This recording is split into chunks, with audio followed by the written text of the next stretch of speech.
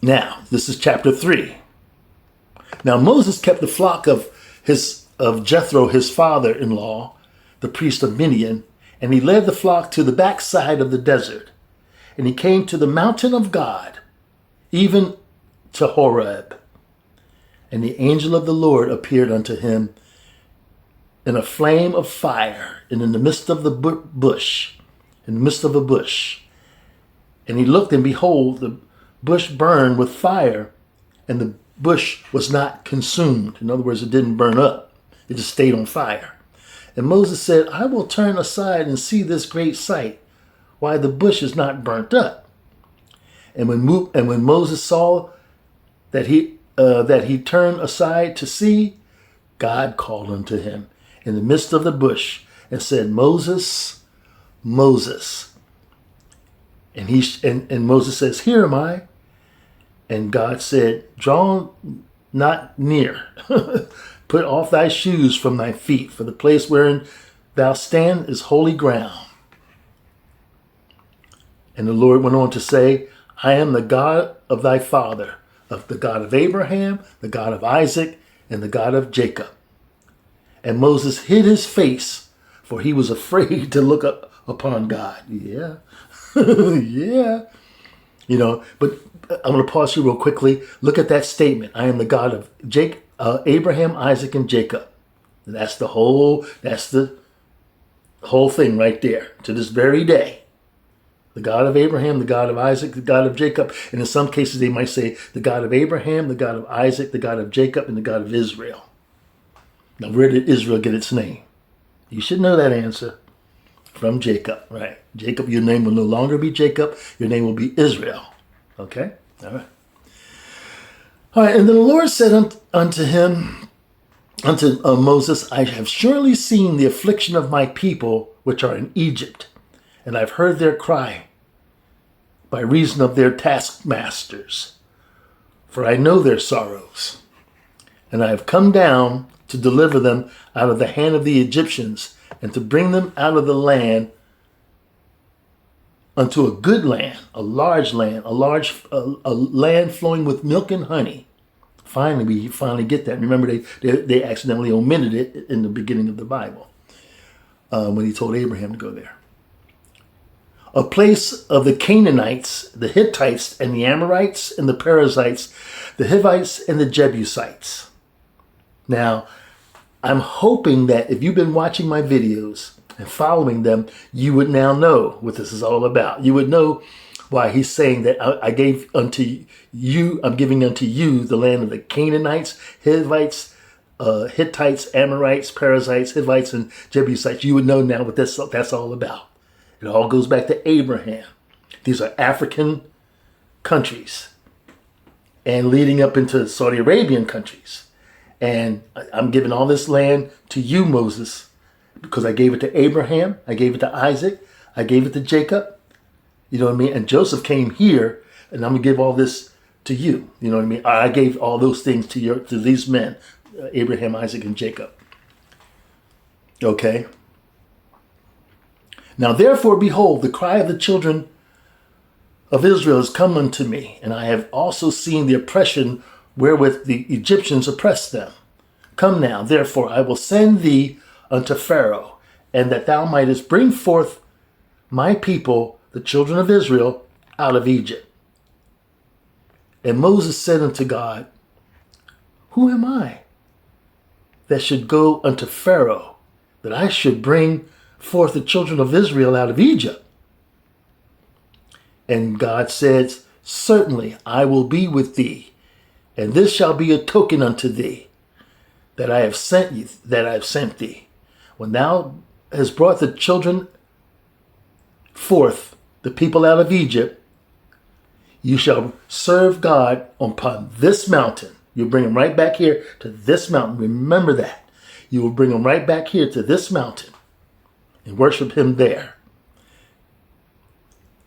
And Moses said unto God, Behold, when I come unto the children of Israel, that's one thing going to Egypt. But when I come into Israel and say unto them, the God of your fathers have sent me unto you, and they shall say to me, Well, what is his name? And what should I say to them? And God said unto Moses, I am that I am. And he said, thus shall you say to the children of Israel, I am have sent I am have sent me to you. Okay? Wow. Now, I'm gonna give you a quick quiz right here. Hopefully you'll get it. If you don't, I'll explain. The question to the quiz is, do you believe in God? Yes or no? Now, most of you will say yes. Okay. Why do you believe in God? Why? I'm hoping that your answers, some would say, well, because he is. Because he just is. If you said that, then you'll understand what he meant by saying, I am that I am. Okay? Here's another part of this quiz. People would ask me, well, who created God? Who created God himself? Who created him? And I used to didn't know how to answer that until he revealed it to me. I am. That's all. I am. There was no before me. I am what that I am. Okay? All right. So, and God said, moreover to Moses, thus shall you say to the children of Israel, the Lord God of your fathers, the God of Abraham, the God of Isaac, and the God of Jacob, have sent me unto you. This is my name forever, and this is my memorial unto the generations. Go now, gather the elders of Israel together, and say unto them, the Lord God of your fathers, the God of Abraham, the God of Isaac, and the God of Jacob, appeared to me, saying, I have surely visited you and seen that which is done to you in Egypt. And I have said that I will bring you up out of the affliction of Egypt unto the land of the Canaanites, and the Hittites, and the Amorites, and the Perizzites, and the Hivites, and the Jebusites, unto a land flowing with milk and honey. And they shall hearken unto your voice, and thou shalt come, thou and the elders of Israel, unto the king of Egypt, and say unto him, saying, the Lord God of the Hebrews hath met with us. And now let us go, that we may, and we beseech thee, 3 days' journey into the wilderness, that we may sacrifice to the Lord our God. And I am sure that the king of Egypt will not let you go. No, not by a mighty hand. And I will stretch out my hand and smite Egypt with all my wonders, which I will do in the midst thereof. And after that, he will let you go. And I will give this people favor in the sight of the Egyptians, and it shall come to pass that when you go, you shall not leave empty. You shall not go out empty. But every woman shall borrow of her neighbor, and of her that sojourneth in her house, jewels of silver, jewels of gold, and remnant, and you shall put them upon your sons and upon your daughters, and you shall spoil the Egyptians. Now remember all of this for later on. Ooh, all right. Chapter 4. And Moses answered and said, but behold, they will not believe me, nor hearken unto my voice. For they shall say, the Lord hath not appeared to you. Get out of here. And the Lord said unto Moses, what is that you have in your hand? And Moses said, it's my rod. He was holding a large kind of stick like a rod. I laugh at this because the first time I read this, in the first maybe, 10 times or so, every time I read this part, I broke out laughing every time because I kind of see it in my mind. He says, what is that you have in your hand? And Moses says, it's a rod.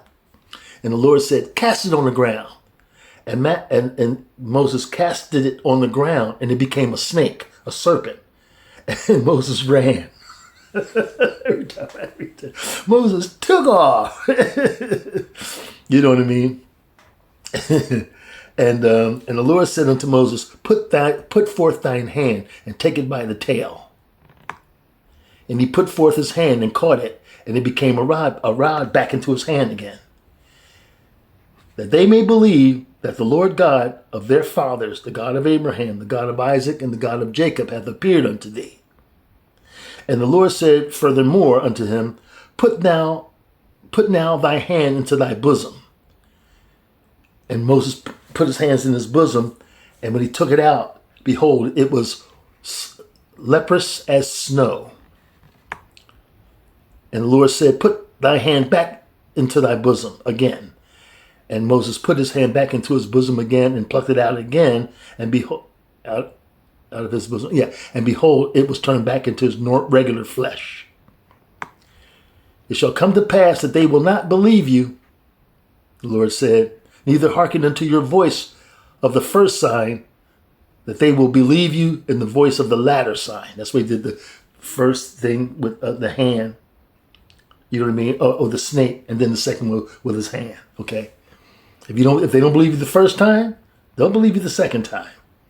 But you'll understand all this. So your job is to remember these things, so that when we come back to the good stuff, you'll be like, oh my goodness, surely enough. All right.